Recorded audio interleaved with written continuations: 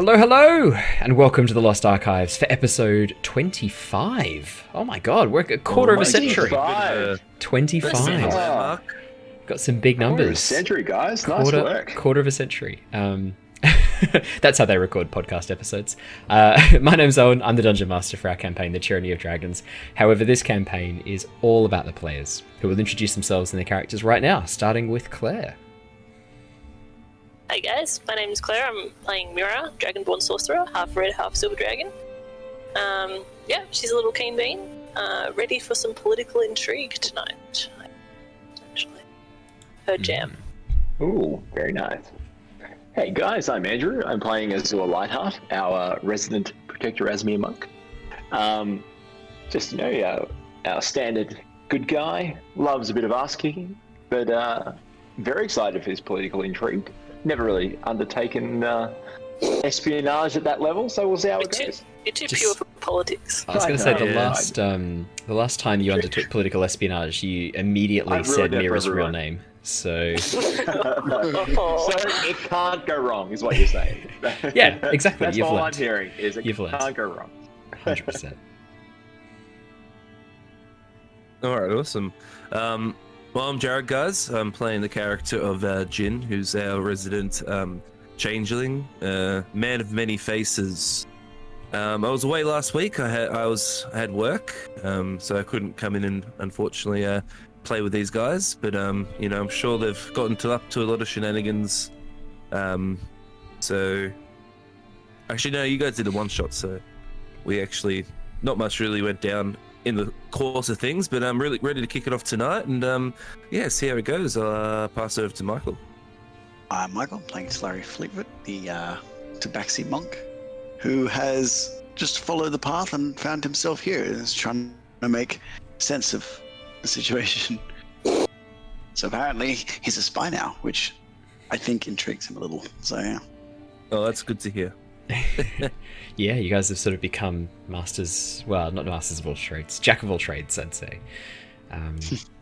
So thanks everybody who's been hitting me up for the Half-Life 2 streams. It's been lots of fun. Over the next couple of days, all of the Half-Life 1 streams will be up on YouTube. I know Twitch only keeps them for a couple of, I think it's like a couple of weeks, 30 days or so, so they'll all be up on YouTube if you guys want to go back and watch Half-Life Black Mesa. Half-Life 2, I'm well underway, just finished the level Water Hazard, which, if any of you are familiar, is a great fun level. Sort of getting deep into the story now, which is fantastic. I am hoping to do a Baldur's Gate 3 stream in the future, see if anyone's keen to join me on that one, which is basically Dungeons & Dragons, but as a computer game.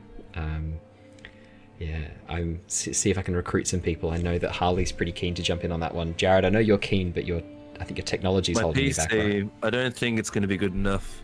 That's all right. My graphics card's a bit too old.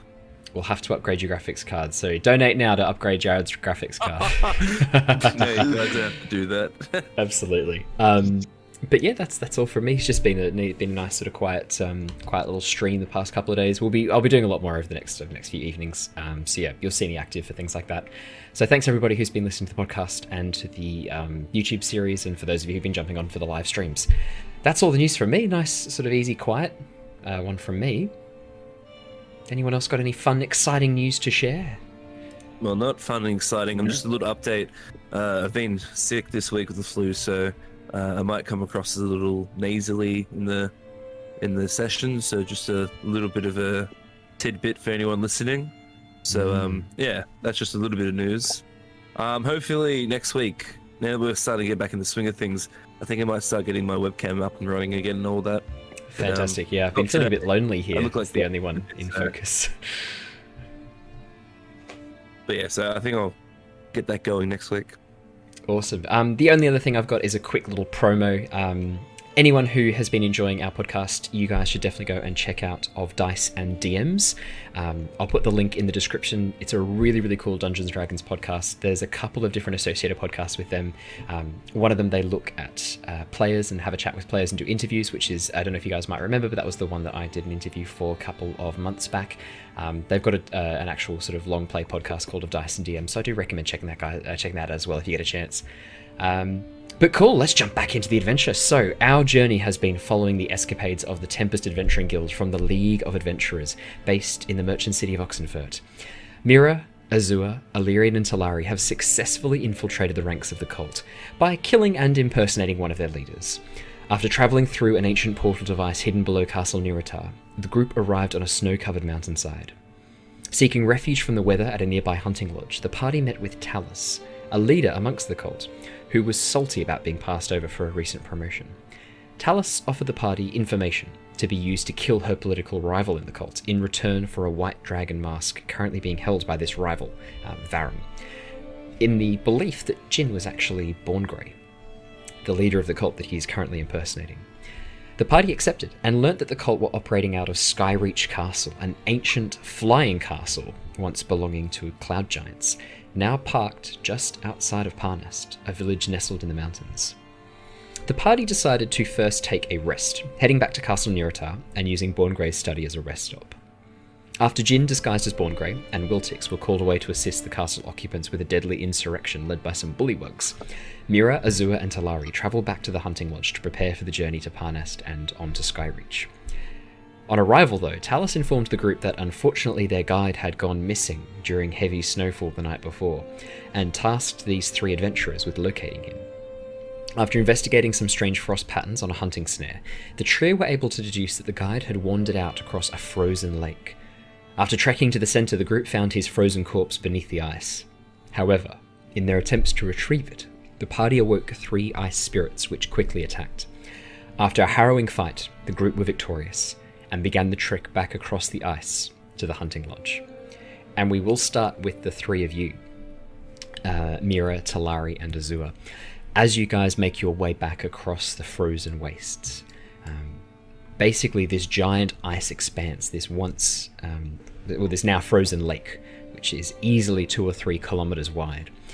As you begin trekking back, the ice now frozen over enough for you to make your way safely across. You can hear the occasional crack as you move, the strange echoing noises of ice shifting, but the ice seems steady enough. Before too long you arrive at the tree line and begin making your way back up the embankment. After 5 or 10 minutes of walking through the snow, you see the familiar sight of the walls of the hunting lodge, and the familiar sight of a giant 4-armed troll shoveling snow out the front. In your time away, it seems like Trepson has been able to shovel quite a large amount of the snow beyond the walls, working to actually partly conceal the walls themselves. Now only the top 5 feet or so is visible. And as you come tromping into the yard, he pauses, raises a shovel threateningly, and then seems to recognize who you are and goes back to digging the snow. What would you guys like to do? You are currently, I should say, just in the courtyard here, heading towards the main doors. Well, we probably should tell Talus about her head ranger, so I might head in and seek an audience. Absolutely, yeah. Yeah, for her to know her head ranger is encased under the ice. Yeah, as you head in through the main doors. Oh, sorry, yeah. No, I was just going to say, yeah, sadly, his story did not end well. No, it did not. Yeah, as you head in through the main doors, you remember that Talus has a study off towards the southwest, which you guys went into before. And as she hears you coming in, a head pokes out from behind the door. Hello? Oh, yeah, so you're right there. Wow, you are right there. Well, you better come on in. And she leads you all into the study. Perfect, I'll just bring you all in. There we go. Right, well, I can see Davad is not with you, which would indicate to me that he is not alive. Very dead. Or, oh, right, I was going to say that you were unsuccessful. Unfortunately, your greatness, he met an unfortunate end under the ice. I think he was lured away by ghost spirits. Ghost spirits? As in the ghosts of spirits? Aren't spirits ghosts already? Is it like a double ghost? Ghost spirits out there. Well, yes, I suppose they are double ghosts. Double ghosts. Jesus, this place is... Sorry, by Tiamat, this place is just the worst. Double ghosts now. I can't wait to get my mask and move up. This is absolutely the pits. We're sorry that we couldn't find him alive, but we send our condolences. That's okay.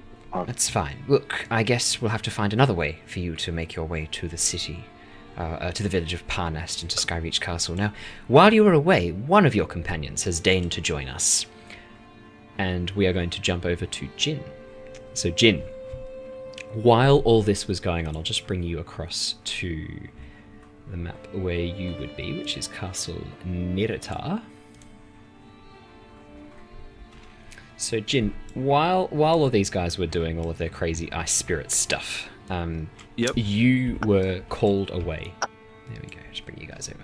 You were called away by one of the guards who led you into the main open area of the courtyard, where a number of bullywugs were rushing and attacking lizard folk. Absolutely just going for it. It looks like there is some sort of crazy all-out civil war going on right now. The cries that you hear from the bullywugs as you enter, probably would be a little bit further back here. The cries that you hear from the bullywugs as you enter is shit like, drain the swamp, get rid of the lizards, no reptiles in office, stuff like that. And they're just full on attacking each other. Wiltix is with you, and as the guard pauses and looks over at you and then looks back at the lizards and frogs going for it, he goes, "Right, so I'm hoping you know what to do. Sir, how do we deal with this?" I wasn't expecting this. Okay, so as Born Grey, I'll stand there and I'll sort of take in the situation. So, what is there? Like, what side looks like it's got the upper hand at the moment? At the moment, it looks like the lizards are putting up a slightly better fight than the frogs. But what you do notice is as the frogs start to lose members, emerging from a side antechamber, more of the bullywugs basically come rushing out with these shitty wooden clubs and spears and rush the lizards. Oh my god. And begin like powering over, trying to overwhelm them just with sheer numbers. What they lack in skill and actual combat prowess, they make up for in numbers. Yep, okay. It's like the anti-300. Okay, so from looking at Born Grey's standpoint, like, obviously I'm not Born Grey. But from being in the castle for as long as I have, would I value the lizard men over the bullywugs or vice versa? Ooh. Like, that's really up to you. I'd say that your impressions of Born Grey are, because you did have a couple of conversations with him. Can you make me an insight check? All right, let's do it.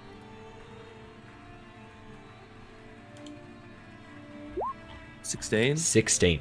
Yes. So your insights from Born Grey was that he used the resources available to him, and he hated wastage and unnecessary wastage of resources. So you suspect probably he would not approve of the current civil war. He would want to try and find a way to maintain harmony and therefore strengthen numbers by having both sides still active. But it's up to you which side you favour and whether you want to bother going for that, because that's going to be a bit of a ball ache. Yeah. Just having a quick look at my spells. Okay, so apparently I can use Minor Illusion to create a sound. Absolutely. If you create a sound, its volume can range from a whisper to a scream. It can be your voice. So I'm going to do more like, not a scream, but like a booming shout of Born Grey's voice going... I'm not going to say it like in roleplay, because it's just going to be way too loud. Okay. But it's along the lines of cease this conflict, otherwise harsh reprimands will fall upon all of you. Make me an intimidation or persuasion check. I think probably leaning more towards intimidation. Yeah, Right. I'd say that's going to more... Yeah, intimidation. I rolled 14. a 7, but it's +7, so Yeah, 14. nice. That's you got some nice charisma there. Yeah, look, my persuasion... Actually, I should have done that. It's +10. That's all good. As you Intimidation, call I out... think was better. Yeah. Sorry. All right. Intimidation makes a lot of sense, and I think that makes a lot more sense. As you call out this threat, basically like cease and desist, or I shall come down upon you. Feel the wrath of the Greyborn. You do see a number of the bullywugs and lizards pause. Like one of the lizards has a spear through a bullywug, and he like pauses with the spear partially raised, and the bullywug very slowly begins sliding down the spear, going ow, ow, ow, ow. And what I'm going to do is, as well, while that's happening, and they look at me, that's when I will create with. I'm just going to do prestidigitation. I'm going to create like just like it says I can create an instantaneous harmless sensory effect. Yes. So just behind me, I'm going to make it seem like, I don't know if I can do it like, but you know Gandalf when he is talking to Bilbo about the ring, and then he like sort of Bilbo Baggins. Yeah, he does sort, and then like, the room it's starts like the light gets darker. Yeah. Yeah, like the light is sort of snuffed out, and then like it just like I just want to try and cast like as menacing as like. So when they look at me, like I'm looking very menacing. That's what I'm trying to go for with prestidigitation. Yeah. Absolutely. I'd say you can roll an additional intimidation check, and we're going to take it with advantage with the addition of that. So just roll a second intimidation check.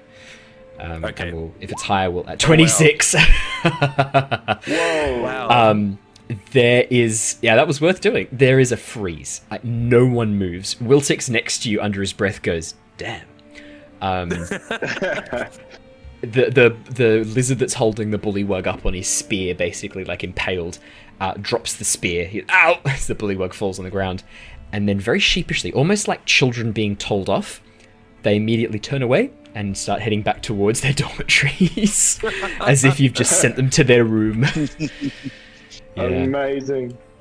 As there's this moment of very awkward silence, and then all parties sort of look at each other and go, yeah, no, Dad's here. Like, have to stop fighting. Dad's here. Yeah. Awesome. No apologies. No, like, I'm sorry, you're okay, you're fine, I'm sorry. No. Fine. It's just quiet, and then they all head back towards their various locations, not saying anything very awkwardly. And as they sort of head out of sight, the guard turns around, clocks you with a stare, and goes, "Wow, that's a new tactic you're trying. Fuck, that was intense. Could you do that? Why are you only doing this now, sir? Like, sorry, no disrespect, but we've had problems with these fucks for the last 2 months. What are you doing, sir? Why didn't you try to do that earlier?" As he says this to me, I look at him and I give him a cold stare. Sorry, sir. Sorry. And he runs off as well. Okay, so as he runs off, I sort of take a breath. I sort of just like calm myself down a little bit, just relax, after doing all that intense stuff. I look at Wiltix and I'll just say, right, I think it's time to join the others. Yeah, about that, I've actually got some business of my own I need to attend to. Do you mind if I catch up with you later? No, that is more than fine. Actually, what's your passive perception, Jin? Passive perception is actually 16. Okay, you do hear this then. You do hear very faintly on the wind the sound of a wolf howl far, far in the distance. You only just catch it with your hearing. Okay, I will write that down. Yeah, I've just got something else I need to deal with right now. If that's okay, I'll meet up with you guys later. I can always follow your scent. No, that's all. That's fine. No problem at all. We'll talk to you later. Yeah, we'll rendezvous someplace somewhere else. So good luck, and hopefully I'll see you at Parnast. Was it we're headed to? Yes, I think so. Perfect. Once we're in the castle, I think the flying one, it will be quite hard to find you. Oh, you'd be surprised. I've got some tricks up my sleeve. They're short sleeves, but I've got tricks up them. Quite right. Very short sleeves. Oi. And then he playfully punches you on the shoulder and then begins walking away. Alright. So last time we had our last session, or the one I was at, I told my second in command, or whoever that person was outside my door, that I would be, well, Born Grey would be going off to do some errands. Yes, that's correct. So that's to explain his absence away from the castle once I not be Born Grey anymore, to be, and I think I told Hallis the White. Yes, you'd be I think it was a Dragonborn, wasn't it? Yes. Rogar Crimson Scale. Rogar Crimson Scale, that's right. Yep. So that's going to be my Born Grey's contact, or sort of in charge, I guess, of that mission. Fantastic.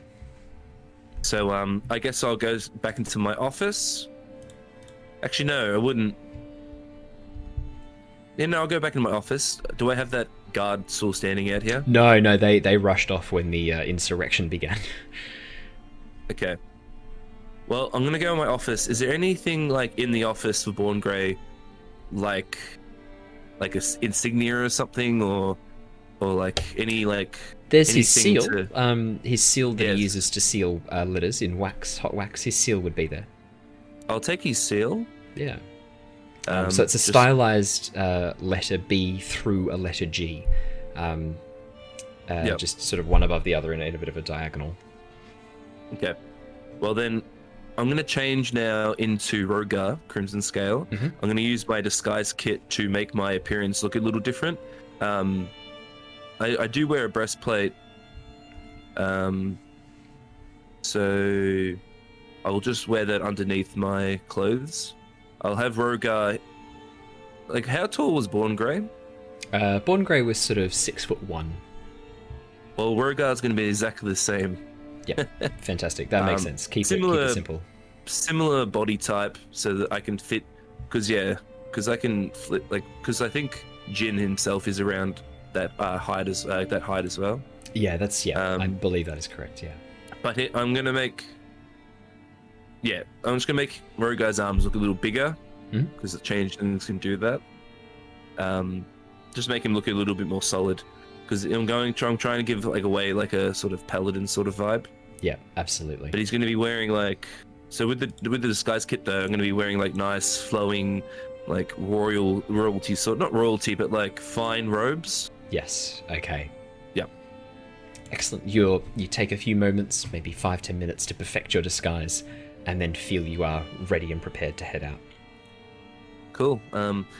So yeah, I'll leave. So Born Grey is now off on his errands, like he said he was going to do to that other servant.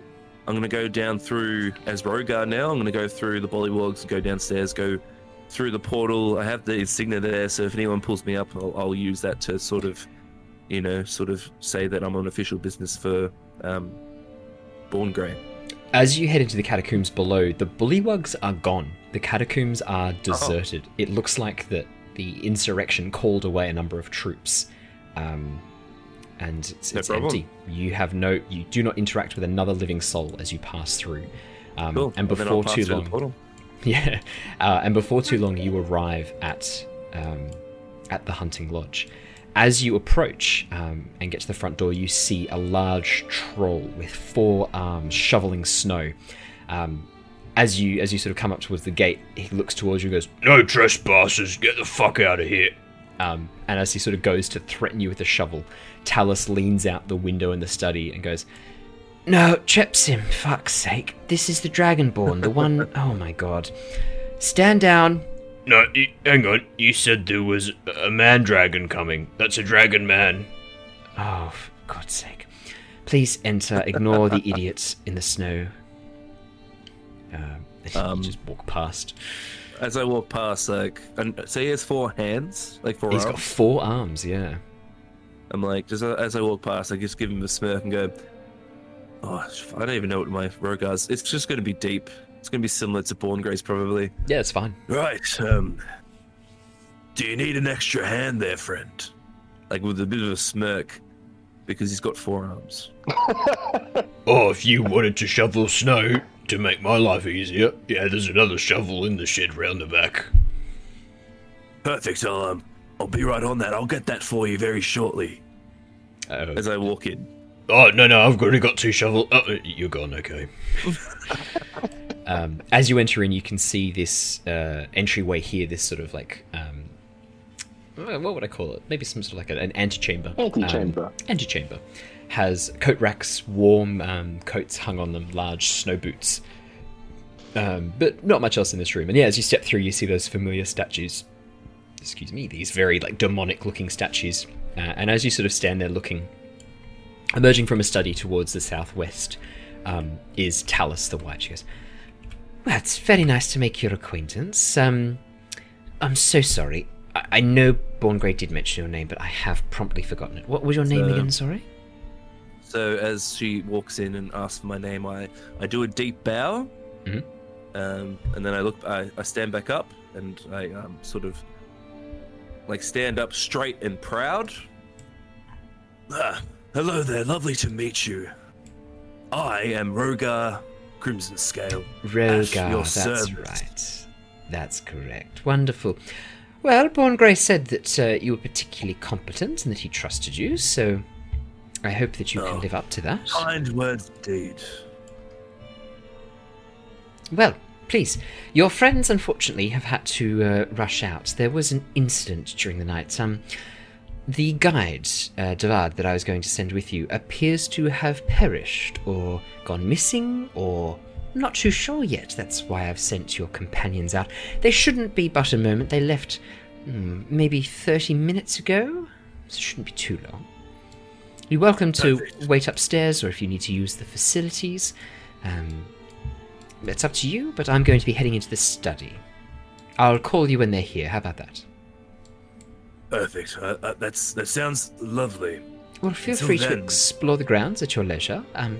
Just make sure Trepsim knows that you are one of the guests. I've told him once, but I do find 3 or 4 times is often the prerequisite for him.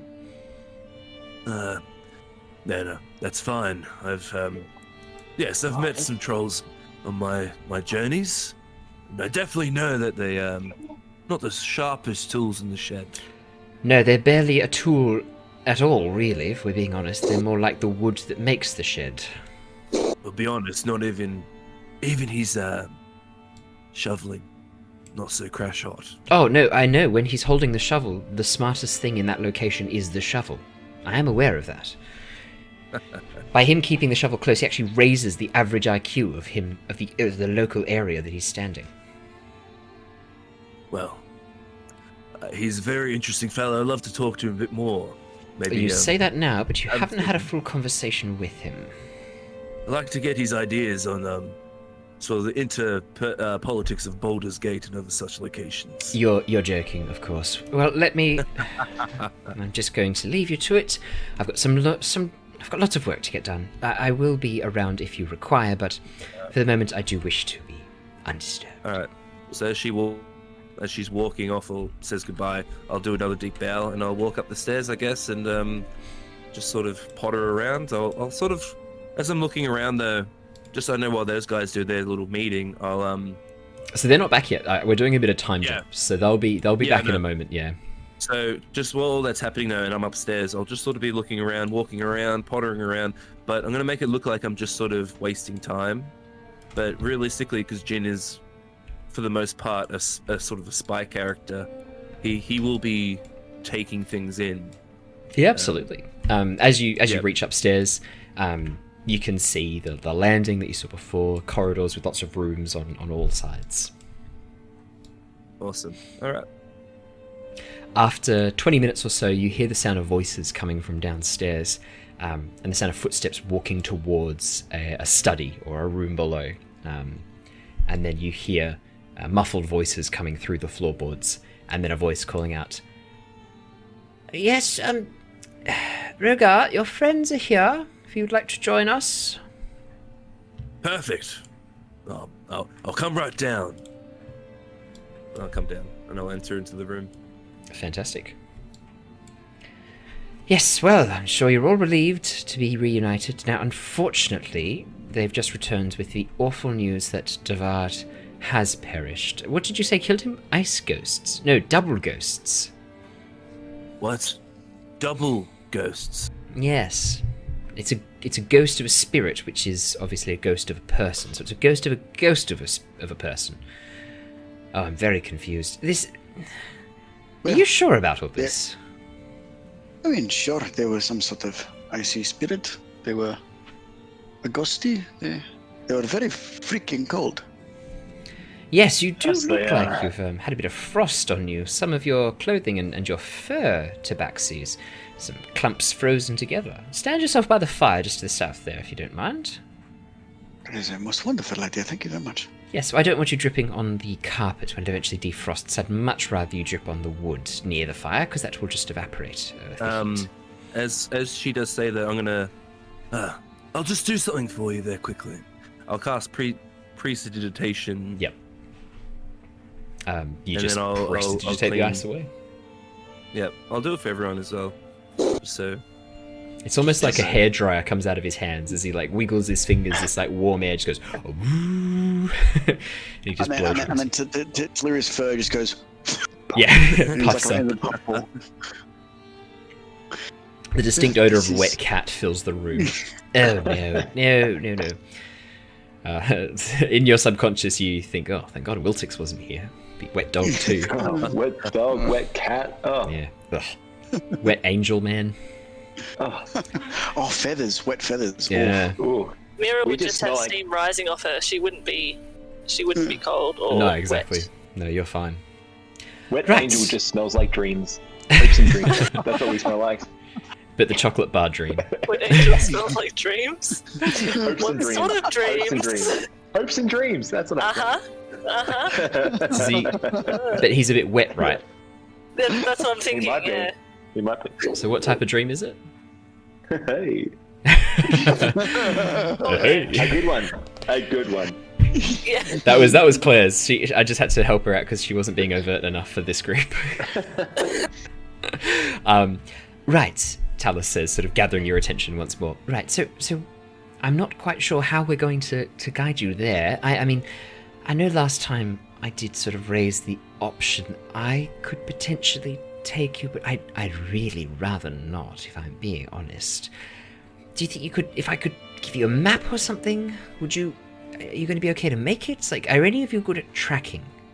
Well, you found Devard. Well, you found what's left of Devard, so I guess you're okay at tracking. I think between the work as- four of us, we will have the ability. Good. And the Okay. skills to find. I was really hoping you weren't going to ask that I trek through the snowy mountainside for the next. No, well, your whiteness needs to stay here and Yes. Oh, I well do. out of Oh, yes. the conspiracy that may be ahead. Horrendously busy, and as I said, I don't want any of this tracked back to me.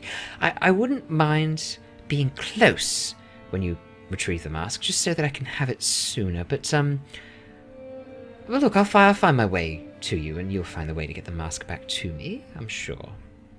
I'll hear of Aram's death. Don't worry. I'll come when I hear of Aram's death. How about that? And I can meet you at the castle. I think But the of course. distance between you and what we do, the better, my lady. Could not agree more. See, this one, she points at Mira. You've got your head screwed on right. I trust you with this. I am sad that Born Grey won't be going with you. I was starting to find that he had a bit of a knack for this sort of thing. Surprising. It's like he's grown and sort of developed in the last couple of months. Ugh. For the better, I guess. Right. Yeah. Well. Born Grey. Yeah, Born Grey. Right, well, lovely to meet you, Rogar, and the rest of you. Well done. I did promise something in return for your services. What would you like? I have a number of items here that I might be able to offer you. I mean, you didn't bring back Devard, but at least you brought back news that there are ghosts and ice spirits out there on the frosty lands. That's good that we're not going to run into those, or at least that we know they're out there and we can avoid them. Was there anything that will assist us on our journey or in our quest to come? There's a few things that might Get close Be, to our there's target. a few things that might be useful. I've got some. Well, I mean, I could always just give you some gold if that's easier for you. But we do have some potions of healing here. I could probably spare one or two of those. I can go and see if the armory has anything useful. I know that their No, they were working on a spear. I can go see if you're interested in that. Otherwise, I guess that's really all I can offer. Some gold, or a spear, or some health potions. Your choice.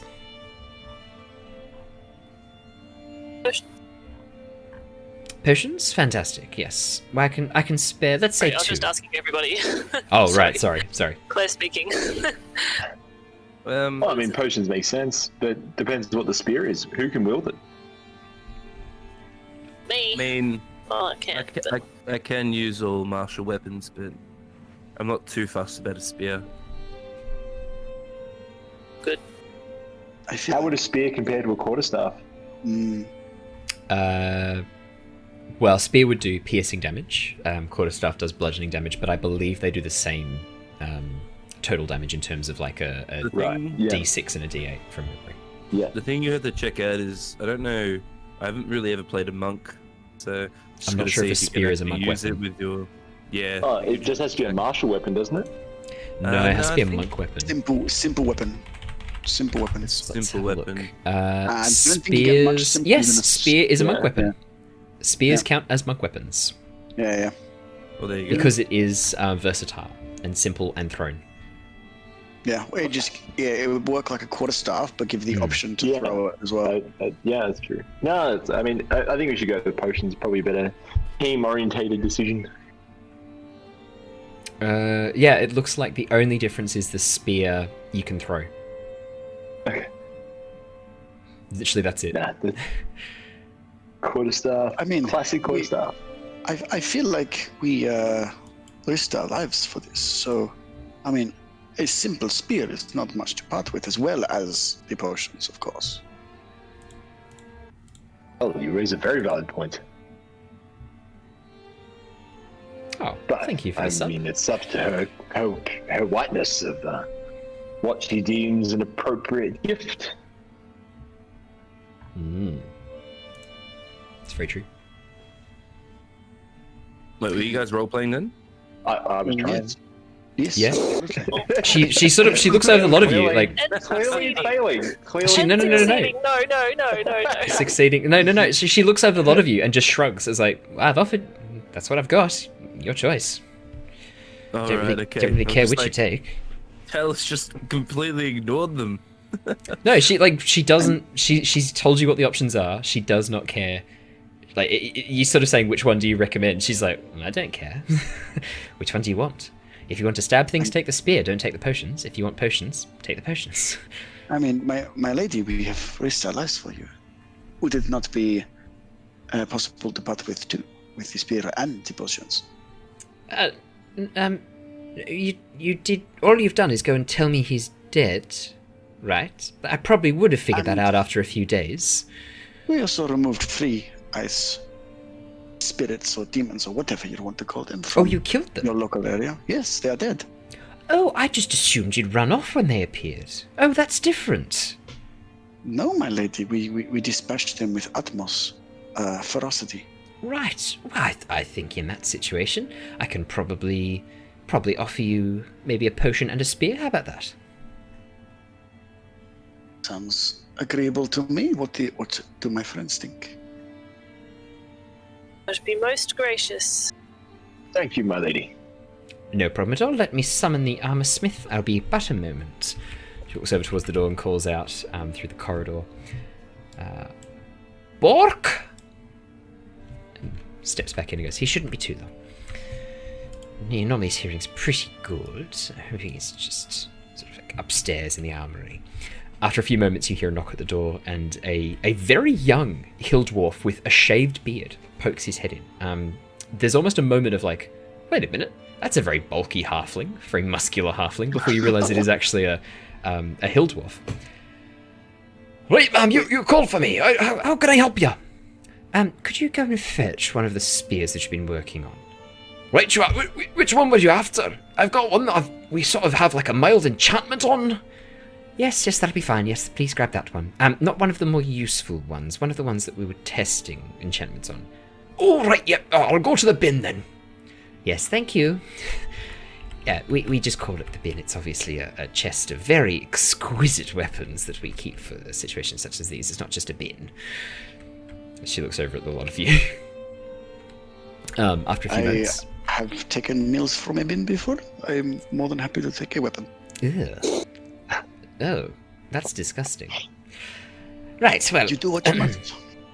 After a few moments, Bork steps back in and holds aloft a spear. Along its handle, there are a number of grips that are being given so that you can hold it two-handed, you can thrust it forward and still give a hand at the back, and then you can also, there's another one to hold it and then throw it. There's these sort of like 3 grips that are being positioned on the spear. And along the blade, which is a little bit longer than a normal blade, you can see a symbol of a sun emblazoned across the center. Right, this one's Dragon Gleam. Hey, who wants it? He sort of holds it out, looking at the lot of you. Well, don't all jump up at once. Well, our resident Dragon Queen right here, I think, deserves this. Oh, I'll add it to the inventory, but I do also have a greater potion. So it is a spear. So the normal, spear. It's a normal spear. I thought you were taking it as well. Just for the moment. You can take the spear. Who's taking the spear? He's just holding it out at this point. I think Azure should take it. I'll take it. Right, okay, so the command phrase... hang on, just tuck it away, lad, tuck it away. It's better. Okay, you just probably best not to say the command phrase out loud when I'm holding the spear. The command phrase is Tiamat's eyes shine, and it'll create a bright light, as if there was daylight in the room for you. And it's got 10 charges. That is quite a long phrase. Yeah, it will break at that point, though. It will break. Amazing. Yes. So it has one use. No, it's got 10 charges, and then it will break. Fantastic. And crumble to dust. We haven't quite got the enchantment down. It's basically draining, like... So, have you heard the theory that, like, all things exist in 3 realms? Like, the material realm, the cognitive, and the spiritual, right? Yes. Yeah, so we're draining the power from the spiritual realm to make it do that, which drains it, and then it turns to dust when it's done. It runs, there's, like, no investment anymore, and it's just done. I'd like to see if you had any that actually have worked and have maintained their spirit realm connection. No. It's a complete fail, that one. It's a dead end. Oh, nice try. I'm not a real enchanter. I'm just sort of giving it a go. With that, Talos goes, thank you, Bork. That's quite enough. Off you pop. Right, sir. I'm sorry. I get really excited when people want to know about, like, the theory behind enchantment. Yes, thank you, Bork. Right, sorry, ma'am. He backs out the door and heads back upstairs again. Right, so... potion. Yes, she reaches into her pocket and pulls out a health potion. Pulls out a vial of bubbling red liquid. Right, she just hands it to you, Mira, literally just, like, not even wanting to go through the whole who's taking it, just literally walks over and passes it to you. Right, there you go. Yep. Fantastic. Wonderful. Well, let me just quickly pull the map from my desk here. She reaches over, grabs a piece of paper that has a sort of very roughly drawn map of the surrounding area. You can see Parnast is marked off. Looks to be a day and a half's journey away. She comes back and goes, right, you've got the spear, you've got the potion. Here you go. She hands the map to you, Talari. There you go. Make yourself useful. There's the map. You seem to be the most sort of adept at hunting, and I'm guessing you've got a pretty good sense of smell. Maybe you can sniff out Parnast. Absolutely. And at the same time, yes. And I can hear very well too. Look at that. Just unrolls the map and just starts looking, just staring at it. Yes, that's right. I was telling you to look at it. Great. Well, Yes. well, everybody, it has been fun.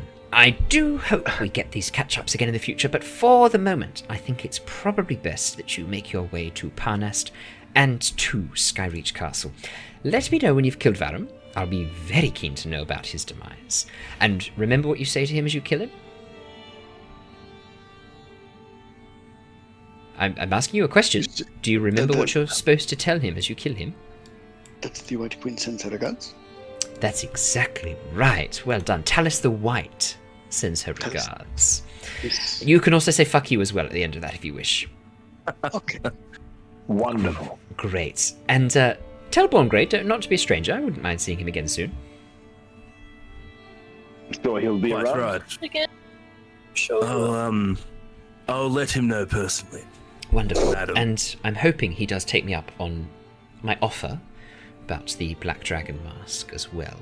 Oh, Rogar, you won't know about that, I'm sure. But the rest of you, please let That him is know. definitely a very interesting development. Yes, I think it's for the best that we control the Black and White. The two of us together could really make some changes to this ragtag group. Oh, most definitely. Fantastic. Well, off you pop. I'm sure you've got a lot of murdering to do when you reach Skyreach. I don't want to get in your way. Thank you for your time, my lady. Not a Thank you very problem. much. Worthwhile time spent, I'm hoping. I'm seeing it as an investment. Do a deep bow and we'll walk out. Fantastic. Alrighty. As you guys head back out into the snow, Rogar, you can see that Azure, Talari, and Mira actually are wearing large fur coats that they seem to have taken from the antechamber here. It looks very, very similar in design to the coats in the antechamber. And you do remember, as you sort of get towards the door, that it is pretty chilly out on the snow. And there are a number of coats just there. I think I will definitely take one. Absolutely. Take a large fur coat, wrap it around you, and you immediately begin to feel much warmer, much more comfortable. Alrighty. As you guys stand in the snow, out looking across the frozen landscape, Talari, as you sort of pull open the map and have a bit of a look, I think inside you said you were having a bit of a look, you can see that it is roughly a day's trek by main road to get to Parnast. There are a number of other pathways that it marks off as being options. However, a lot of them seem to be weather dependent. There's sort of there's a weather chart on the side, basically a scale with symbols for the different seasons. And it seems to indicate that some of these pathways are less appropriate in winter and some of them are less appropriate in spring. And it's sort of giving you indications. Could I get you to make me an intelligence check, please? Or a survival check, I'll say, actually. Intelligence, so it'd be... intelligence or survival. Yeah, well, considering my intelligence is -1, I'm going to go with survival. Yes. 18. Yeah, as you have a bit of a look, you can actually see that the two main pathways that are marked as appropriate for winter, one of them's going to take you sort of just under a day's march, another one about a day and a half, which means you'll have to camp out overnight, which I'm assuming you guys aren't super keen on. With an 18, however, you do notice that one of the spring pathways, the one that's marked safe for spring, actually crosses over a winter path and would shave off 4 or 5 hours from your journey if you were to take it. However, you're not sure how safe it would be in the winter to take this shortcut. Okay. Well, it seems, my friends, that we have a number of options. We have the two longer but safer paths that would take us a day and a little bit over a day. We would have to camp somewhere. We have to make sure we don't freeze in the night. There is an option, though. And looking like this one's not as safe, but it is quicker. What do you think? Do we risk it, or do we... Not as safe from the elements, or... Well, yeah, it would seem so, because it is marked that in the spring this path is safe, but we are not in the spring, so I would assume whatever the problem is currently happening. Like, Very quick question. ask away. How pressing is it that we get to our destination? I don't think there's any time-sensitive needs. I mean, if we take a few more hours, My only concern is that we will have to camp out in the snow. I have no problem with the cold, but I know that's quite unique. Well, do we have, our tents would be okay. I mean, as long as we have a fire, but I don't know how we can go making a fire in the snow. But Are you serious? I just hold up a flaming snowball. well, I think we should be okay. Right, well, then Short the path safer it is. path and the camp under the stars. Is that what we're going for? For me, this is beautiful landscape. Sounds amazing. Alrighty. So, which path have you all agreed on? You're going to take the The safe, longer one, I think. Was there two different paths? There's a of day, longer a one? day and a half, and then there's the one that Talari spotted, which is sort of taking the spring pathway for part of it, which Okay. looks like it's only going to take you half a day, but is, yeah, it's not marked as safe for winter travel, so there's that. I think we're going the safer route by the sounds of it. So Yeah. the day one? trip. That makes sense. Yeah. The day one. Perfect. Alrighty. So, fantastic. I will throw up the image of the lodge again, simply because we'll jump into Theatre of the Mind for this next little bit. Theatre of the Mind. Of the mind. It's a bit of a I was trying to be an mind. echo. Thank you. You're welcome. With a bit of the mind, Zip, you're into the time. No, we're not doing time warp. So as you no, take a D4 psychic damage. No. As you guys head out across the wintry landscape, I'd like to know your marching order and generally how you're going about sort of traversing this landscape. So who's in front? How are you guys traversing it? Are you doing anything special to try and make your trip easier?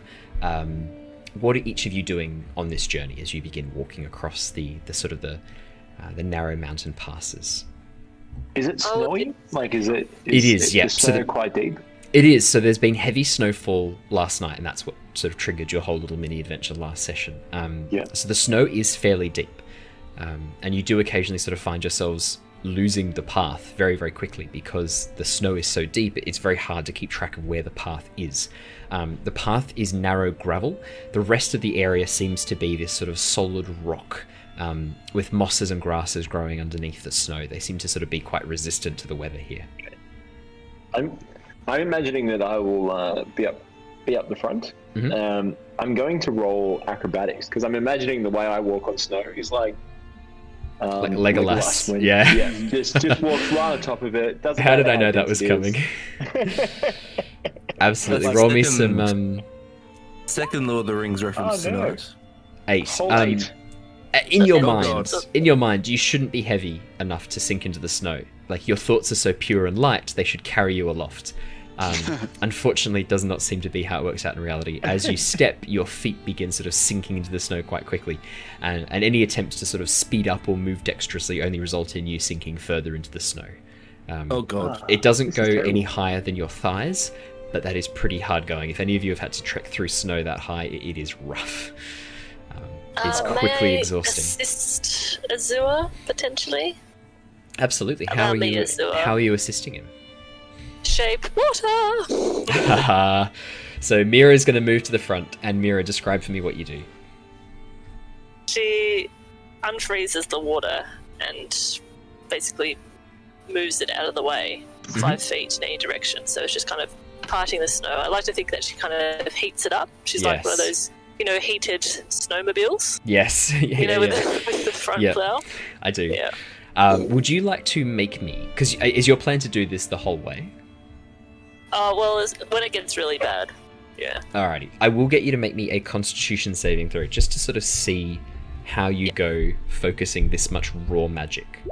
23. 23. Wow. Mira is just, one hand is the fire and the other hand is the manipulation of the water, and so essentially you're just walking along, one hand held out melting the ice and the other hand doing these sort of watering movements, flowing movements, just pushing the water out of the way and refreezing it against the side walls to basically make a solid pathway that you guys can very easily traverse. So As long as Mira stays out the front. question. Yeah. Yes. With us walking through, so she's like unfreezing the water, throwing it. What as we're walking through that now, how are our boots? Yeah, so you can see just there's gravel path and your boots are just Okay. crunching on the gravel So- path. It's not too wet. So we're dry? Yeah, because basically Mira's out the front, pushing the water and refreezing it against the sides of the snowdrift. I think that's what you said, Mira. So it's just it's not even staying water for very long before it's immediately refrozen again. Cool. Yeah. I like the sounds of that. And plus the snow boots would have to be... we could have made like a medieval bobsled track. Just thinking the same thing. Mira up front, freezing it. Us. If one of you was a warlock with Eldritch Blast, I guess you could like be out the back going bah, using force to like push yourselves along, like some sort of rocket propelled. I mean, I do have Eldritch Blast. Yeah. Just not giving you any ideas, but giving you ideas. No, fantastic. Yeah. So Mira, as you step out the front, you're just shaping this water. Azure, in that case, what are you doing? I'm just following Mira then. Yeah. Clearly, I can just walk like a normal human being. Absolutely. Talari? I'll be a little bit behind these two. I'm going to keep the map open and try and sort of use the sort of because it's middle of the day, so using sort of natural formations and maybe where the sun is in the sky, and just sort of trying to keep us on track so we don't get lost. Absolutely. Can I get you to make me an additional... Oh, sorry. No, that's good. I'll wait. No. Go. I was just going to say I'm going to add to this that I will keep an eye out for anything dangerous. So I'll keep my perception on high alert. Absolutely. Talari, can I get you to make me another survival check with advantage? Good. 24 for perception for Azure.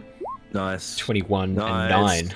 So 21 for survival for Talari. So Azure, perception 24. You are just eagle-eyed, following Mira closely behind, keeping an eye out for anything that might be hidden under the snow, anything that might be a danger or a hazard to the party. And you do spot snowdrifts that are particularly deep.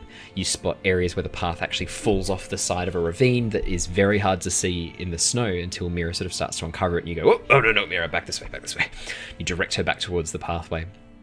Talari, your sort of more general big picture guidance. You're sort of looking around occasionally going, no, I think we need to go further to the west this way. And you are sort of like generally giving guidance. The map is pretty hastily drawn. It doesn't seem to give too much detail, but there are landmarks marked on it that you are able to spot and keep the party pointed in the right direction. And Rogar. Okay. Well, it sounds like Azure is keeping an eye out the front, but it doesn't really sound like he's keeping an eye out at the back. Yep. Because he's doing a lot more orientated stuff with helping Mira out with certain like pitfalls and such. So no one's eyes are really at the back. So because I am currently at the back, I'll sort of be the rear guard. I'll do a perception check as well. Absolutely. Oh my god, I rolled Natural a 1, but it's a 7. You're finding the light reflection from the snow. Because the sun is sort of just off towards the side of you, the angle of it as it hits the snow is reflecting a lot of this light back into your eyes. You are finding it very tough to see with the sun reflecting directly back at you, and you have to sort of keep squinting. Your eyes are watering. It's very hard for you to stay focused on anything in this very stark white landscape with the sun reflecting so strongly. You're having a real tough time of it, basically having to sort of like turn back towards the front, close your eyes for a bit, walk partially blind as you blink, let your retinas recover, then turn back and try and focus again, and the exact same thing keeps happening.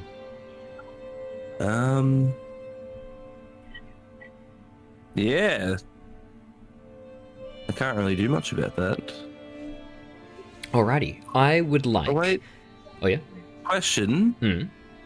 I don't know if this will work, but with prestidigitation, it says you can create a non-magical trinket or an illusionary image that can fit in your hand and that lasts until the end of next turn. Yeah. I guess, like, the thing I'm thinking Make of... some shades. Make some sunglasses. Yeah, like, I'll be polarized. Just very rough, like, shades that can at least just take a little bit of that glint away.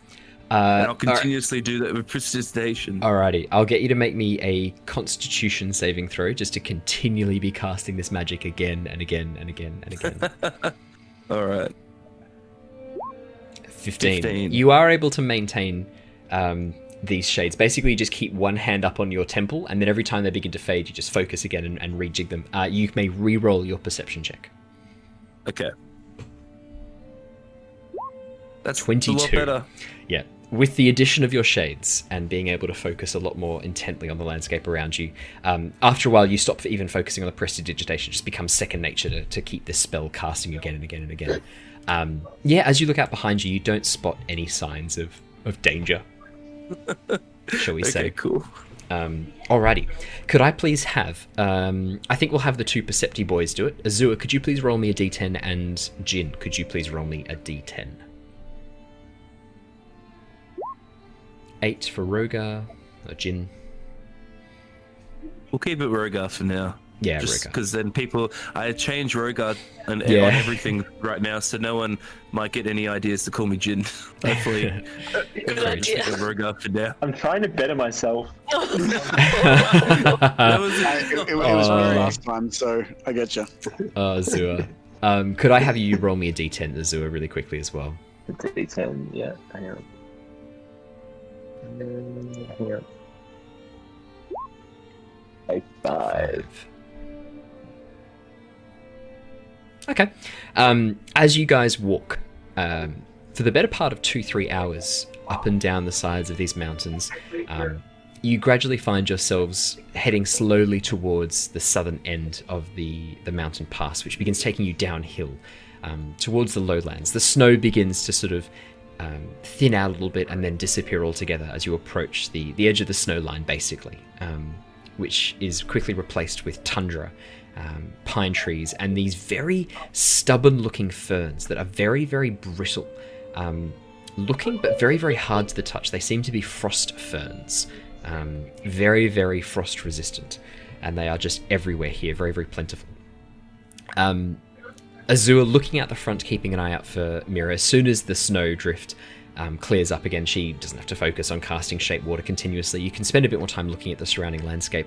And you do spot giant elk, probably about sort of 800, 900 meters away, just in a small copse of pine trees. These massive, like 9-10 feet tall elk grazing on the leaves, these pine needles, which are 8-9 feet up in the air. There's about 4 in this herd that are just very quietly keeping themselves secured away, hidden off the path, eating these pine needles. Amazing. Are there any ones that are similar to what we've seen before? They look like normal elk, but much, much hairier, much, much larger, and the antlers have these strange patterns in them. It's almost like the growth of the bone has taken on spiral patterns. And the antlers are preposterously large. And there's sort of mosses and lichens growing on the antlers as well. Breath steaming in the cold air. I point this out to the team. Just look, there are some wild elk down there. They look very interesting. They do. They are quite gorgeous. They also look quite delicious. Nice. I'm not sure if we should hunt elk. It does not bode well. It does not? Okay. Giant elk, yummy, yummy. I mean, I am a cat. I want to hunt, but if you say no, then I will bow to your wisdom, my friend. If it was a giant bird, though, whew, Oh, hold him back. I would not ask. I would just go. You have to hold him down. Laser pointer. Yeah. Wait, I cast dancing is there lights. Azure, is there like some... I need a bell. Sorry. Azure, is there like some special thing about elk? Is there a reason why you don't want to attack them? They are said to be holy creatures. I don't know if that's across every land, but they are most connected to the divine. Actually, yeah, sorry, Azure, you're from the Feywilds. I should add something. Giant elk are much more commonplace in the Feywilds. The Aladrin, the Fey Elves, generally know which ones they can hunt and which ones they can't. So those that are part of the Summer Lord's herd, a very powerful archfey who sort of resembles a deer god almost. The elk as part of his herd have markings on them that make them unique, and obviously the Aladrin do not want to anger the archfey. So you would recognize these as not belonging to the Summer Lord. Okay. Therefore, if you did choose to hunt these, I'd probably say, given your background in the Feywilds and given your time there, you would know that there's not going to be potential consequences outside of just having to fight 4 giant elk. No, okay. Well, I must confess, these are not the holy elk that we are not that we are forbidden to hunt. But if you, it's up to you if you want to go down and find dinner. In how are our rations? It is always an option if we are low. But 4 grown elk that size are not going to be an easy task. We don't need 4. We just need the 1. Yes, well, that's a very good point. Actually, that's a good. Oh, sorry, Mira. Go on. Do I know about the rations? Like, I would be all up about the rations. You can check your rations. Should be in your inventories. On D&D Beyond. I got a day of rations. There you go. That's how much rations you've got. Oh, we could probably leave the elk alone then. Don't kill for killing's sake. So it says I got 5 rations, 5 quantity, and each is 1 day. There you go. But So we should be fine. I don't think that's been something I've been taking out. So let's say over the course of the adventures and such, I might have like 1 or 2 left. I'd say probably 2, because Mira's had a lot longer to use her rations than you have. Yeah, it's something we haven't really thought about, I guess. That's right. I'll make sure to remind you guys whenever you tick off rations. I'll keep that in mind. Sure, I only have 1 left, but Before we indulge in some sport, I was thinking, now that we're out of earshot, that we could talk strategy. How do we want to approach this assassination? Well, I suppose it's going to it'll definitely be what this castle's like. Do we even need gonna be heavily- to actually assassinate him? This is my question. We don't actually have any ties to this woman. I was- quest is well- to get information. It is, and also maybe to put a fly in the ointment of this cult, potentially. I had an idea, and hear me out. Go on. Well, it seems to me that these 2, black and white, are in a bit of conflict with each other. She didn't even recognize me. This other, the black, she knows all about us. I think we could use this to our advantage. If word got around that the white was employing the Tempest Guild to kill one of her political rivals, would that not create a fair amount of conflict within the cult? Yes, but how do we spread such rumors without Well, we Getting could very ourselves- well go and kill this man, or we could go to the Black herself and Or- tell her, or maybe not us, but maybe Greyborn. the other side of it is perhaps a failed assassination would raise more red flags than a successful one. Quick question though. When we were actually in that meeting, did you show yourself as Mira, or did you have No. the cloak Yeah. on? Yep, it was Mira the whole time. Oh no, but you had the cloak on. Oh, I had the cloak on, but she was Yeah. talking to me, and Yeah. I rolled perception So- checks and I rolled garbage. So just feasibly from like Oh, I think I was doing From a insight check as standpoint- well. Do you And remember you had last time? you had also painted your scales black the session before that. And also given a false name. Yeah. That you guys actually Still. used. I don't actually No, think she but- knows you're Mira. No, but remember that she also... I remember inciting her that she didn't seem that interested in the actual religious side of the cult. She was only interested in the power. That's right, yep. So she Yeah. sees it as a pyramid scheme where she wants to get on the top of the pyramid as quickly as possible. Yeah, rather than actually freeing Tiamat. Yeah, she's not as invested in the religious. She just wants the power, unlimited power. I mean, we could even fulfill to the letter what we're supposed to be doing if we tell our target that the White Queen sends her regards and then fail to kill him. He's going to know she's after him. Oh, I suppose the flip side is we could actually become we could use Jin's power and become the White for the time being, and that might allow us to infiltrate a little bit further. I mean, if we have to kill 2 of them, we could effectively control 3 seats on this board and disintegrate the cult from the inside out. I mean, there's 5 of you and 5 masks. I mean, I don't know how dirty we want to get our hands or what kind of people we're running this cult, but... I have no intention of working for this person or having anything to do with this cult. If we can somehow destroy the horde or find out where it is, then somehow we could potentially stop them from bringing Tiamat back. High up in power, we certainly could. I love this stuff. You guys keep going. This is the best. I love your plotting. It's so good. I'm just sitting here just like, excellent. Yes, dance for me, my little puppets. Dance into my web. Or on the other hand, we could just, throw it all in and sing Kumbaya around a fire. No. Dance for me. Dance for me, my little puppets. A very pretty Krillling, isn't it? Dance It is for not, me. We have elk, we have trees. I could turn my famous longbow into a small banjo. Oh, I can make an igloo out of shaped water. Oh my god. It's exciting. And make a wonderful log cabin. It would be at the foot of the mountain. Yep. What a beautiful. Good idea, guys. Let's do that. If you guys don't think I've designed a survival crafting module for D&D 5th edition and that I've got it ready to go if you guys chose to do this, if you don't think I'm that prepared, then you don't know me one bit.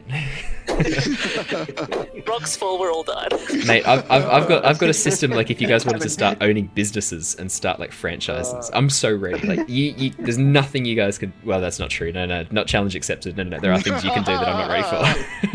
But there's a lot of resources available for me that I think I can bluff my way around most situations if I get too troubled with you guys. Is all I'm hearing is the cabin ignites and we all die. I don't work that way. You know I don't work that way. If the plot isn't interesting enough for you that you want to go hunt deer for 6 episodes, then clearly as a DM I've got some work to do. All right, back to scheming. Back to scheming. Let's put some scheming music on. Yes, so let's try and make this to our advantage. Well, I mean, what does everyone think? Are we willing to get our hands dirty? I'm interested about this failed assassination idea. I just wonder if we can get word to the Black about... What's her name again? The white queen? No, the black one. Oh, the black one. I wrote it down and I've lost my book. Mira hasn't lost a book, Claire lost a book. Mira's too organised to lose things. Just if we can sow some internal conflict, I just wonder if that would be useful. Or we could try and, take out the top echelons. Shall I be nice and let you know what the name of the black mask wearer is? I have written it down. Mira would know what it is. I'm just a bad player. Resmia is the name of Resmia. Thank you. Who is a half dragon, a female half black dragon. Yes. I would also be interested to know that if 2 factions of this cult were to openly go to war with one another for one reason or another, would other ones be drawn into it, or would they sit outside and just wait for the carnage? Did she say, Talus said that Galvin was weak? I found my book. She said that Neuronvan and Severin would team up. Oh, yeah. You do remember her saying that Galvin the Blue was weak-willed, is I think the specific thing she said, yeah. Weak-willed? Weak-willed. Could he be incited to take action, perhaps? I think if we had enough power. I think we need to get a mask to have that kind of power. Yes. Yes, this is probably so options are we do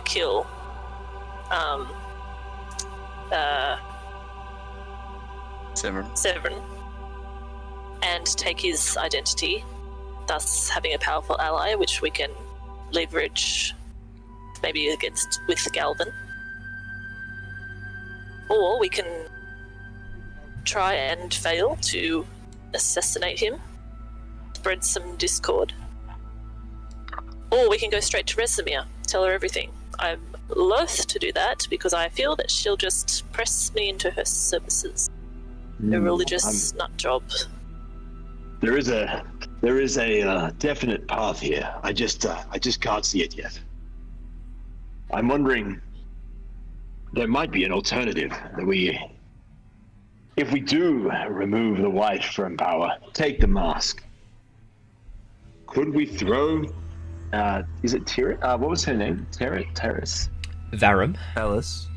Oh, Talus, yes, sorry. Could our magician Jin here Not a magician. take on the form of Talus, take the mask, and then we really have control.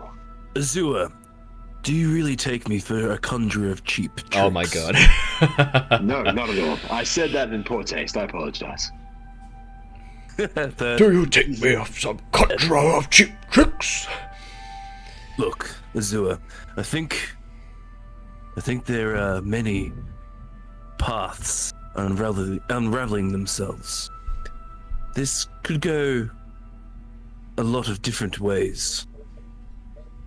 We have all the cards it currently seems, potentially, moving forward. I agree. I love that We analogy. should You've got take all the advantage cards, of you our just need to position. know which hand to play. I love it. That's a cool analogy. I'm gonna give you inspiration for that, Joe. I've already got inspiration, but I'll take it. I should have used when I rolled a 1. I didn't even think That's about okay, it. Oh, great advisor. I do. I have a cool visor at the moment. I will say this though. We do need to get intel out at some point. We need to start giving some progress. And I think, intel. yes, once Obviously, we're in a better position, we Yes, could probably yes. do that. Yes, we need. Yeah. Well, I mean, once we know where this castle is, we can then send the location. because we definitely need to get something out. We've got some really tantalizing intel, and well, you know, there are other moving parts at play. So definitely. I do not know, actually. I have no idea. Oh yeah, you don't know. I do not. Okay, so I look around. I do a 360 using my 22 perception still counts. I'm just gonna have a look around, see if there's any prying ears at all. I imagine there's not, because we're in the middle of nowhere. No, there's just the owls and well, actually no, sorry, it's still like sort of late afternoon. The elk that you can see, there's the occasional sort of snow hare moving about through the Arctic underbrush. A couple of hawks lazily flying about overhead, very, very high up, but no humanoids and no prying ears that you can see. Can I insight check the elk? Yeah, sure. Give me an insight check, see if you can Elk figure out their acts body suspiciously. language. Don't be suspicious. They're polymorph dragons. No, it's just Oh, fuck. it's just they're ancient black dragons all polymorphed into elk. No, it just seems to be 4 giant elk, eating, going about their day-to-day business in this sort of copse of pine trees. They don't seem too bothered by you guys at this point, whether they haven't seen you or they're just not worried about you. You're not sure. Okay. Just suspicious, but So I'll sort of clasp Talari on the shoulder. Well, there's a little bit that you're not aware of. You only really joined us. Well, it's going to be a few days at this point. I myself have only been traveling with this party for a good couple weeks, I think, at the most. So I have been sent on behalf of the what is it? Is it the Bards Guild? Is that what it's called? I forget. Yeah, you were on the Bard's College, basically. The Bards College. So yes, I'm representing the Bards College, and I've been hired out to the Harpers to help with the Tempest Guild in getting intel on the Order of the Dragon, and potentially and try our best to stop Tiamat from being summoned to this world. It seems like you've taken a bit of interest in helping us, so I think at the very least, and I know you personally, Talari, I've known you for quite a while, and as I do that, as I look at him, I have my hand crossed over my face and just reveal good old Alerian just for a little bit, just to give him a bit of recognition, and then go back to Rogar. Nice. So yes, I've known you for quite a bit. You're a good person. So it's probably best to tell you sort of what we're doing here. So yeah, that's my little speech. That is very kind of you to let me in. See, I do not know much. I have heard stories of Tiamat, and from the stories that I have heard being passed down to me, it is not something to take lightly what you're doing. So I followed you because I felt you were possibly doing the right thing, and it looks like this path is the path that is open to me at this point. So, I mean, I'm already here, but if you would have me, I'm happy to follow the path with you. And so you don't even need to say that, because as far as I'm concerned, you're already part of us. Aww. Well, not part of the guild per se, for I am not also part of the guild. These three. These two at the moment are. I did meet one of their compatriots there. Very interesting chap. Very, what's the word? He was a bit of a very wild guy. That Emmerich. I get this kind of like sad, dark look on my face. I miss Emmerich, and I feel somewhat guilty for his demise. But I don't let any of that show. I just some sadness. So as you look down, I like, hey, come on, don't be so sad there, my friends. And as you look up, I've got Emmerich's face on. Because I did say that to yeah.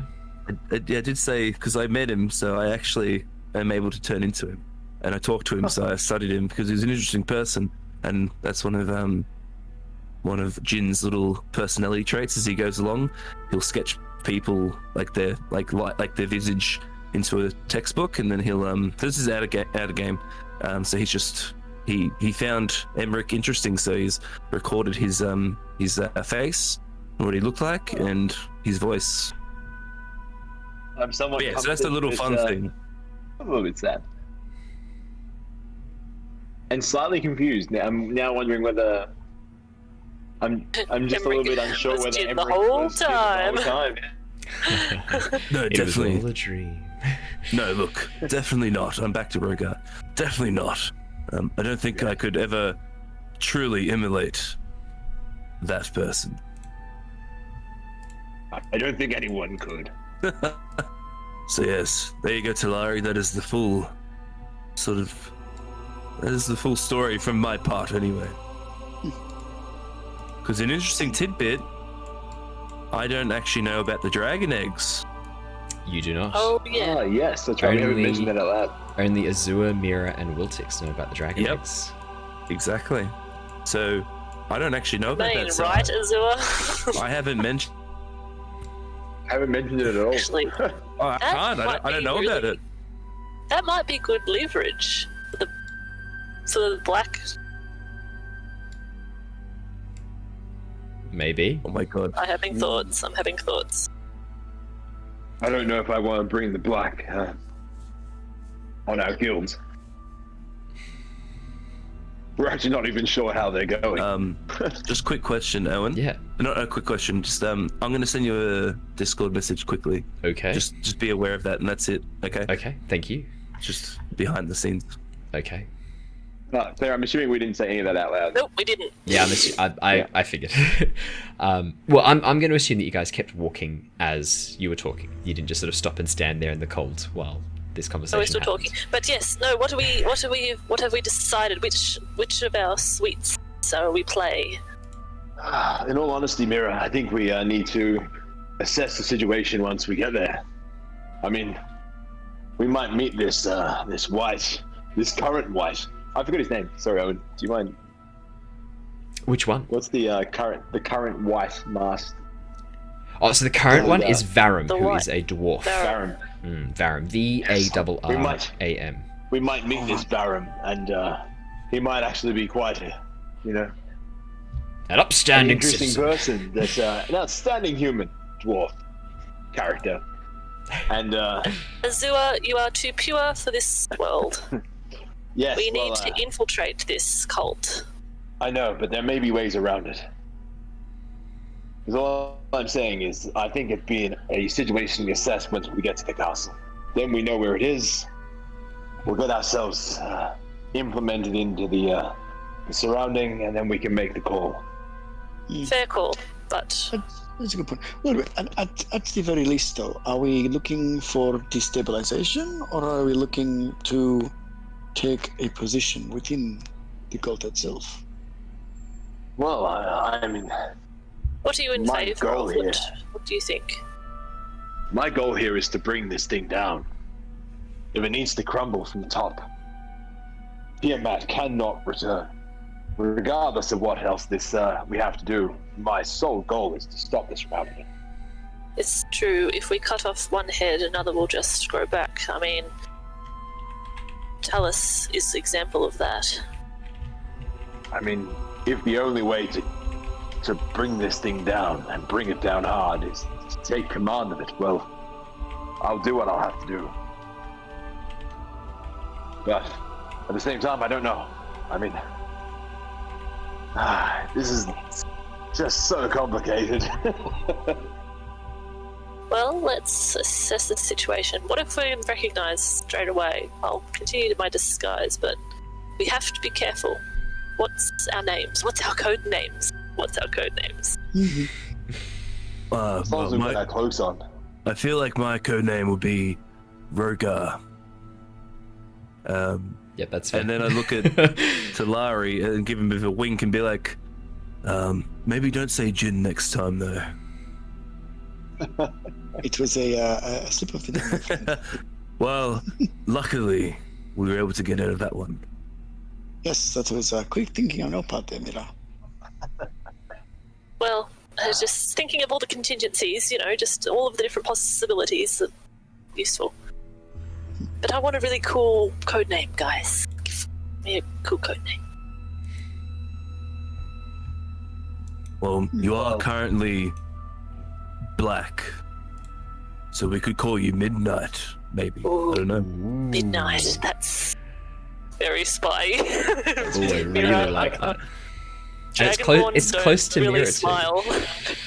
It is. No, hold on. Yeah. You want to be a spy? I Well- definitely know all about that. Let me just touch you up a little bit, and then I get my disguise kit out and I start just sort of touching it up and even adding a little bit more to the her whole sort of black dragon character she's got going on. Absolutely. Do you want to make me a it'd be, you're proficient in disguise kits, so I guess it would be, I'll let you choose between performance or sleight of hand check. Let's go performance because it's +7. Yeah, I'd say you've got 16. Very nice. Yeah, you do a very, very good job. The scale tones weren't quite right. It was all just a uniform color, and you're like, no. The scales don't look like uniform color. Let me just touch it up. It was that Pretty sure my took like tail what, was still- 5 minutes. So that was a 5-minute job. So definitely need to invest a little bit more time. Yeah. So as you're sort of like walking, you two slow down considerably as you sort of like look at her face and just touch up anything that's visible to the outside world. And it slows you down for a little bit, but then after 10-15 minutes you've finished doing all these touch-ups and you look and you go, yeah, that looks a lot more realistic, and you think it's going to be a lot easier for her to maintain that disguise now as well. Perfect. Fantastic. Yes, you guys continue walking. Did you want to, was there anything else you guys wanted to do for your planning or scheming, or are you happy for me to What jump ahead? what should I call you, Azure? Kaladin Stormfront. Amazing. Okay. Did you say Kaladin Stormfront? I said, yeah, Kaladin Stormfront. Nice. Yeah. Very nice. Yeah, I'm not borrowing that name from anyone. Sure. It's different enough. Just like I didn't borrow Investiture and the Three Realms previously from anyone. Definitely not the same person. No. I love you, Brandon Sanderson. You're amazing. All hail, Brandon. All hail the ultimate fantasy writer. All hail, Sanderson. We will be doing. I will say quick spoilers. I am planning a Mistborn one shot. Using the Mistborn. There's a Mistborn D&D system that you can do. There it is. There, I will be My getting God. all my medals out and So swinging through the mist. you can play as an Allomancer, a Ferrochemist, or someone who's had Hemalurgy done to them, which opens you up to influence from the Dungeon Master. Yes. So Amazing. we will definitely be doing that. I've just started looking at it and getting my head around it. I was planning that as a bit of an Easter surprise, but I think we can announce it a little bit early because that came up super organically. So yeah. As just a I fun- mentioned, all hail, Brandon. All hail Brandon. Very true. So you're gonna be Kaladin. Yep. Kaladin Stormfront. Just steal the name, man. Slightly Just be Kaladin different. Stormblast, Yeah, because that's what we're gonna Kaladin call Stormblast. you. Might as well. We're gonna Might get as it well. wrong. I even have Yeah. a spear. Yeah, exactly. Yeah. That casts light, mate. That casts daylight. It glows. Amazing. Fantastic. So we've got Midnight, Kaladin, Rogar, and that's just Talari. I don't really have a name, but like no one knows me, but it's fine.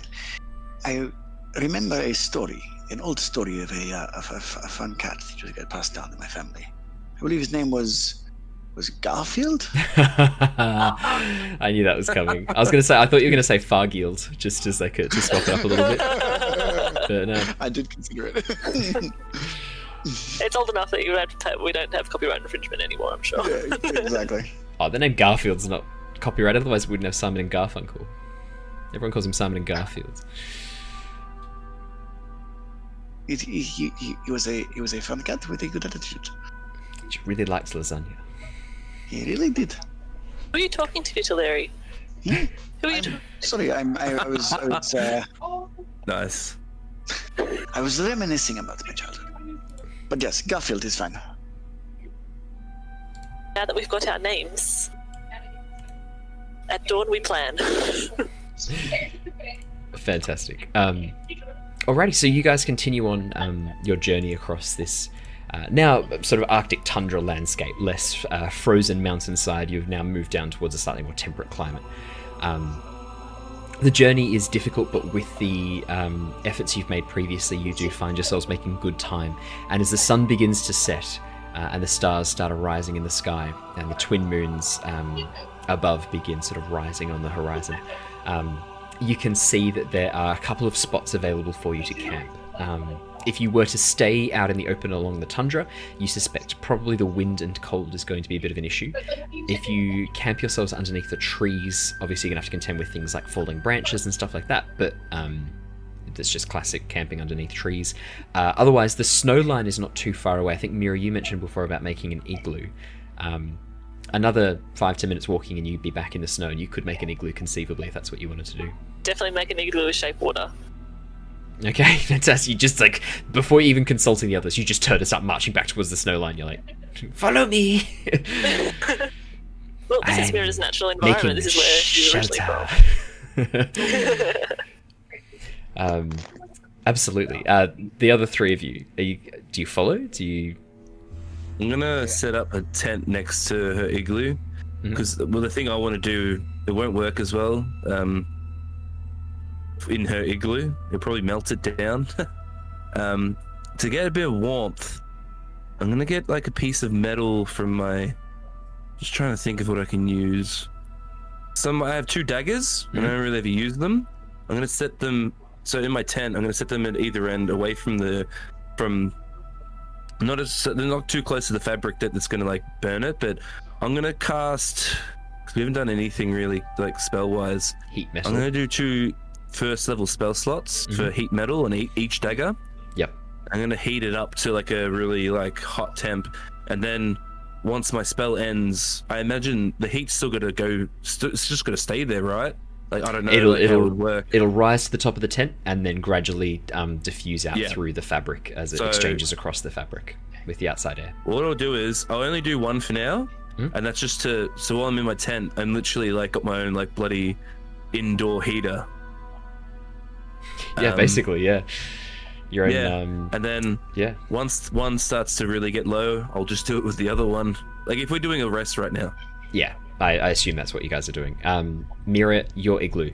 Can I get you to make me a spell check? So just a d20 plus your proficiency plus your spell casting modifier. I just want to see how well you do at making this igloo. See, I think you can just roll like a spell attack as well. That should do the exact same thing. Oh, yep, here we go. 17. 17. You expertly begin shaping water and freezing it, building across and building up and up and up until you've completed a sort of like longhouse reminiscent igloo. Rather than being a perfect circle, you've actually created a slightly longer archway design that you think is going to be much more efficient for keeping the heat inside while protecting you from the wind and the cold. As you enter in, the floor is frozen solid with packed ice, which is going to be a little bit more resistant to the melting of your bodies. If you were to clear that away and on the gravel underneath, that's also an option to you. Wet, but like scale rot. I guess that would be most comfortable. Fantastic. You guys partake of your rations. You can mark off one ration each for the whole day to travel, and you may all take a long rest. Hey! Oh, Oof, that's good. We got down to 20 hit points for that last fight. Getting a bit spoopy. It's The a bit next morning, spooked, the next morning, the sun rises early on the mountainside, and you find yourselves awoken not too long after dawn by the sound of birdsong. These sort of beautiful, haunting melodies crying out across the canyons and echoing on the embankments. You emerge the next morning feeling refreshed, chilly but refreshed, and you continue making your way. After another 2 or 3 hours of walking, you find yourselves coming to the crest of a hill, and nestled in a valley below you, you can see a town, a village.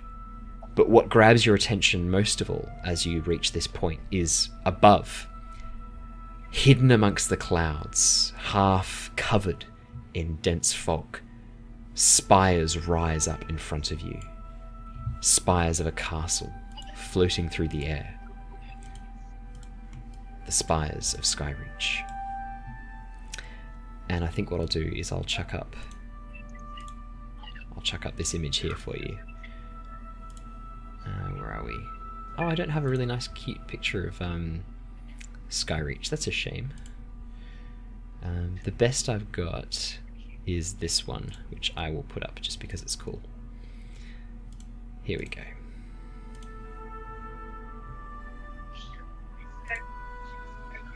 Oh, So it's built into the that's side of cool. a floating mountain, hovering above the sky. Oh, Yeah. that's awesome. And that is where we will wrap up for tonight. I think that's a really good spot to wrap Yeah, it's good. on up. That seems to be a very appropriate point. So thank you so much, everybody, for joining us for episode 25. Holy shit. I did... like when we started this project, I sort of saw it as being a bit of fun. I didn't really consider it as a incredible, like amazing joy that it has become for me. So thank you so much, everybody. We may be having an extra person joining us next week. I'll keep you posted. We might have a guest character coming in who has done their own artwork in preparation for this. That's awesome. They're very excited, and as should you be as well for their character. It's a very fun character, I have to say. Thank you so much, guys. Awesome session. I love your planning sessions. They're so much fun because I get to sort of sit there and it gives me a bit of an idea about what you're thinking and what you're considering, which helps me sort of shape things in the future to make it even more fun for you guys. So that is awesome. I'm always happy for you guys to do cool planning sessions. Absolutely. But yeah, It is pretty funny, like, to see that this sort of transpires into more of like a political intrigue sort of like campaign at the moment. Which is hilarious. I'm so happy with that because I've said it a couple of times. Tyranny of Dragons is very railroady. It's a campaign that does not give you as players a lot of freedom, and as a DM it doesn't give me a lot of freedom either to muck around with it. So that's why I've had such fun changing this and adapting the module to make it so much more enjoyable for you guys, hopefully, and make it so much more interesting and so much more engaging in terms of story. So I hope you guys have been enjoying all the changes that I've made. Turning it into a political intrigue. Oh, I'm stoked. If you guys do that, I'm going to be a very happy man. No, it's been perfect. good fun. Well, thank you so much, everybody. Stay safe. We will see you all again super soon. We will be back next Wednesday, same time, 6:30 Brisbane time, 7:30 Melbourne, Sydney time. I think it's GMT plus 10 from memory. So yeah, 6:30 GMT plus 10. So we'll see you guys then next. So thanks so much. Stay safe and farewell. All right, thanks, guys. guys. Have a good one. See you later. Farewell.